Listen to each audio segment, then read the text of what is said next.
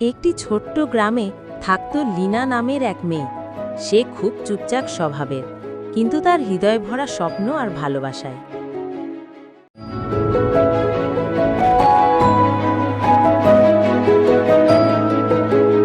আহা, এই যে একটা পাখি! ওরে বেচারা, ডানায় রক্ত লেগেছে। ভয় পেও না, আমি তোমাকে সাহায্য করব। চি চি। এসো, আমার হাতে চড়ো, আমি তোমাকে পানি দেব, দানা দেব। তোমার কিছু হবে না।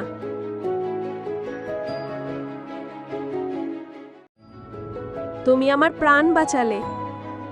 তুমি এখন আমার বন্ধু। আমি প্রতিদিন তোমার যত্ন নেব যতক্ষণ না তুমি উড়তে পারো। চি চি। আমি আবার শক্তি পাচ্ছি। দেখো, তুমি আবার উড়তে পারছো। যাও, আকাশে উড়ে যাও, কিন্তু মনে রেখো, আমি তোমার অপেক্ষায় থাকব। চি চি। আমি আছি, তুমি একা নও।